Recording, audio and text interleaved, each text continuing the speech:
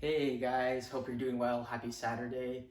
So, today I wanted to talk about problems and why they're good and why you should embrace them because you really have no other choice in your business. And this is a topic I've been thinking of for this whole week. Like it came up in my head, and there's certain scenarios and stuff where I was like, all right, I'm having a problem, so like let's fix it, let's figure this out. And then I'm like, okay, I should probably make a video about this. And I haven't made like a video in this kind of format in a while, and I'm sure you guys like them.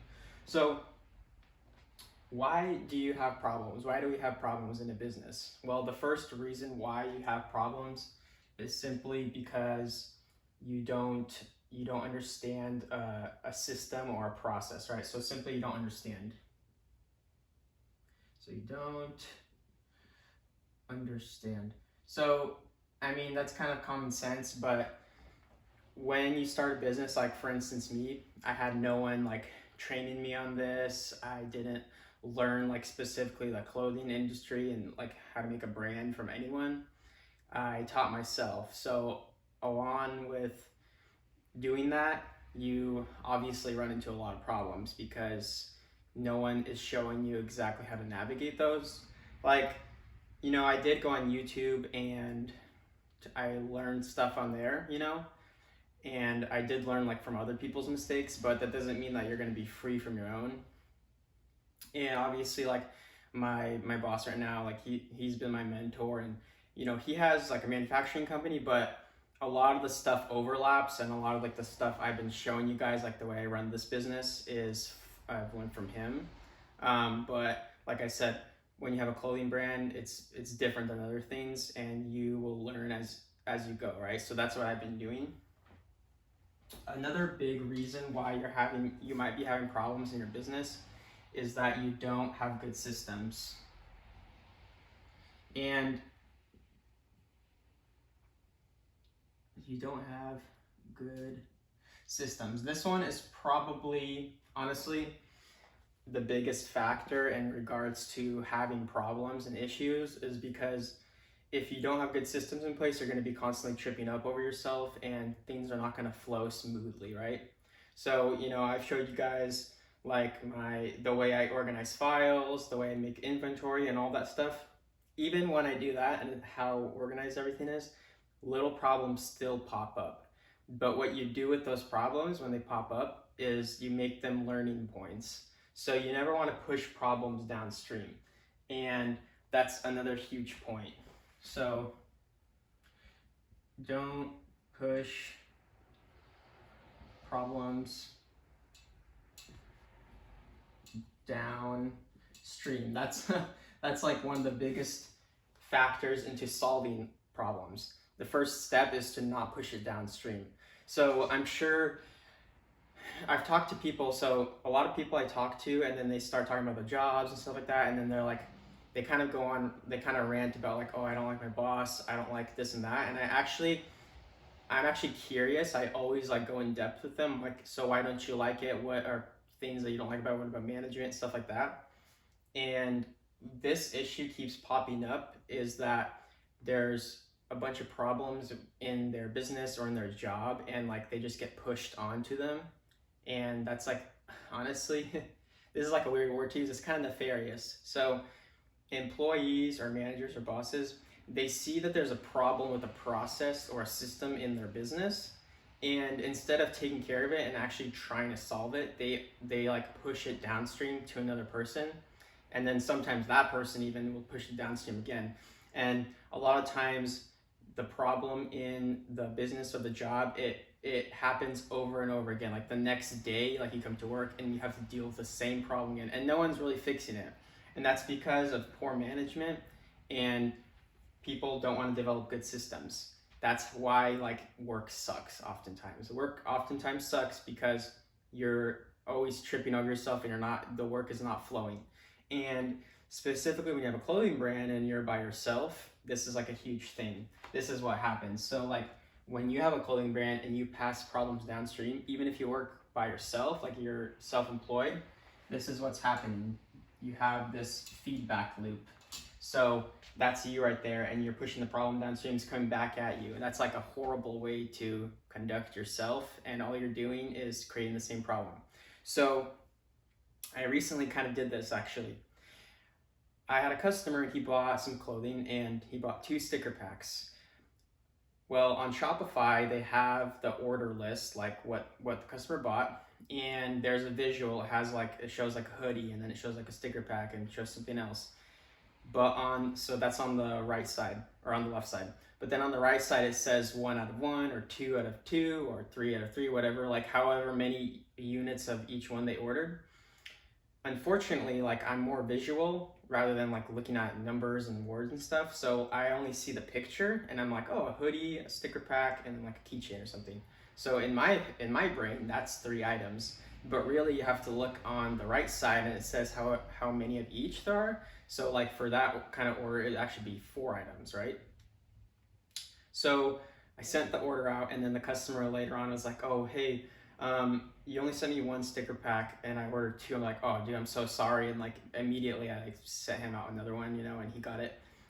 But unfortunately, I did not record this issue, and that is that's how to solve it as well. So you have to record the problem. And I'm going to continue this story. So I didn't record the problem, and the exact same thing happened. The same customer, another drop, ordered some clothing and 2 sticker packs. I like I said, I passed the problem downstream back at me, and I didn't record the problem. So I literally did the exact same thing because I'm more visual. And then he messaged me like, dude, I'm not trying to like scam you or anything, but you literally only sent me another sticker pack again. And I ordered 2. I'm like, dude, I'm so sorry. At that point, like it clicked in my brain. I'm like, uh-oh, I'm doing this. I'm passing problems downstream. So after I took care of that and helped the customer out, I went ahead and kind of fixed the system that we had. And I even had my friend Tony here. He helped me like install the motion sensors and fixing stuff. He's a great guy. I was asking for his input as well. And that's another key thing to have when you're trying to solve problems, is get others' input.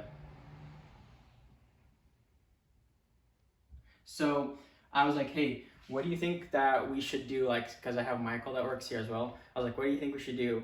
And I was asking for his input about the problem. He's like, well, maybe you should just like look at the total and then look at the items, like the visual items, right? And I was like, and it's like a simple little thing. It probably doesn't fix the problem 100%, but now like that's a standard procedure and a protocol. And in my business, that's what we do now. So we look at the total and then we pack. So like when we have everything like in the order, we count everything now. And if there is like 5 items, then we have to count 5 items and then we pack that. So that's why you should get others' input, because other people have different ideas. It's good like if you have a team, that's really awesome, and to expand your brand, you really got to add more people to it as you grow, because you're going to reach like a threshold of how much you can grow. But the other cool thing with it is that if you have like a diverse group of people with different thoughts and stuff, they're each bringing like ideas and problem solving techniques to the table, right? So oftentimes in a group, one person can just come up with a great idea after everyone's brainstorming, or like multiple people put bits and pieces together, and then like the leader or like the group formulates a solution to the problem, right? So in general, that's what you should do. Don't pass problems downstream, and record the problem and get others' input. And the last thing I would say with problems, and it's really this, is that you really have to keep developing good systems.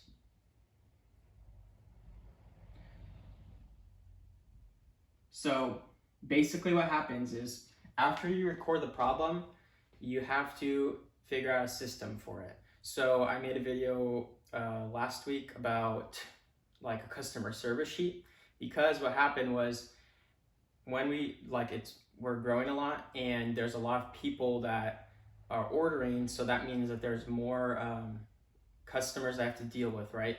And Sometimes people send the package to the incorrect address and then they email me and I have to help them out. So, that happens here and there. Sometimes a customer doesn't pick up an order and I have to write it down. Sometimes the order, like a lot of things pop up and I can't keep track of that in my head. Before I used to keep track of it in my head, but now it's too much. So that was the problem, right? I couldn't keep track. Then I had to make the solution. So generally when you have a problem, you want to fix it as soon as possible, right? Now write it down. Because like I said, if you don't fix it as soon as possible, all you're doing is passing it downstream and you're going to be tripping over yourself again. Then you're going to get frustrated. And honestly, like the more you pass it downstream, like that's how businesses fail too. Like that's how you'll fail as a person, because you're going to get overwhelmed. You might have a lot of money issues, and even like in your subconscious brain, you know that there is certain problems in the business and with your clothing brand, and you're not like taking care of them. I heard a good quote last week, and it was, stress is not doing the things you know that you have to do. And this is totally related to problems, right? Problem solving. When you know you got to do something, it's in your back of your brain, and especially if you don't list it down, like it's like, hey, I'm doing this on this day, right? Like today on Saturday, I have a huge list of things I got to do. One of that is making a video. If you don't do that, it's going to cause stress on you, and also like at the end of the day, the problem's not getting solved. So you really got to do that. So the last thing I want to talk about is like really like the title of the video, why problems are good. And there is a lot of good things that come from problems. Let me just move that. So one good thing that happens is that you learn. So here's the thing. Problems in life are inevitable. You're gonna have troubles in life. Your problems are gonna pop up every single day. I kind of made this quote. It's like, life is a never-ending to-do list. And considering, like, let's consider that we're gonna have problems, right? Are we gonna mope about it? Are we gonna cry about it? No. What you want to do is you want to make it into a learning experience. Even and you kind of want to like almost fall in love with it, I guess.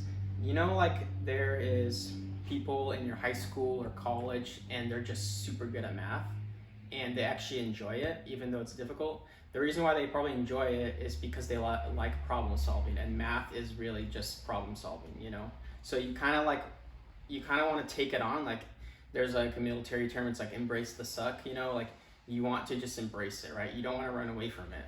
And actually that's another thing for problem solving.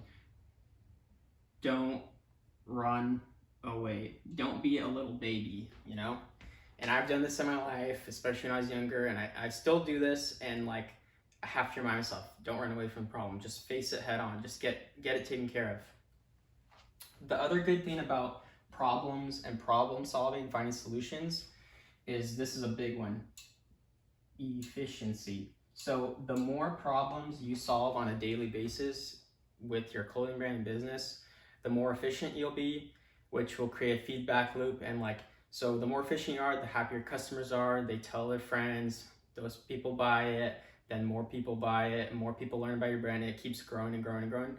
And then the problem with that though is, and I've mentioned this in a previous video, the more growth you have, the more problems you will have. So you have to really be on top of it, because you're not going to be able to manage all the orders coming in, all the invoices with your suppliers. I'll make a video about that as well, like how to manage incoming inventory and stuff like that.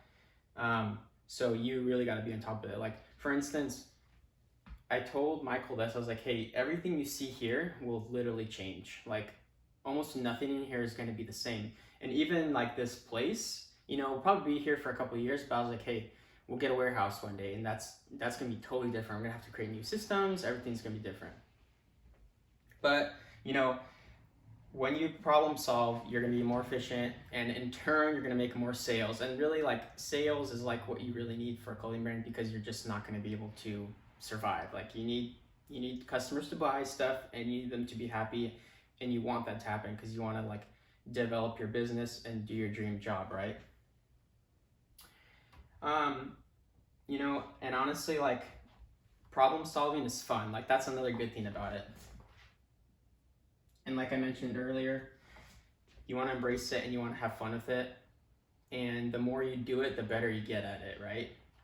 And if you can't get good at it and really like enjoy it, you might, you know, if you want to be like the owner of the business, the manager, you know, you're going to have a really difficult time because, you know, there is Gary Vaynerchuk, and he has a really good quote. He said, I'm a firefighter and all I do every day is put out fires. So he like comes into his office and like all his employees and stuff like, hey, this isn't working. Hey, we need to do this. Hey, you got an appointment. Like a bunch of stuff is being thrown at him and he has to like put it all out, put all those fires out, right?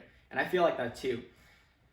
Like at the end of the day, I get a lot of stuff done. I get stuff packed. I help customers out. Literally the next day, I wake up and just like a billion things I got to do. Like I got to help a customer here.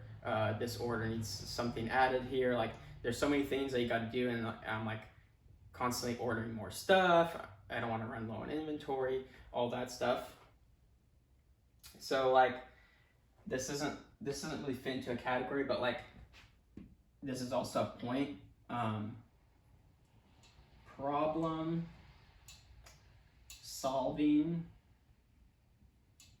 never ends. And I wrote that in capitals because that's important. It never ends. You want to, the sooner you understand this, the better off you'll be.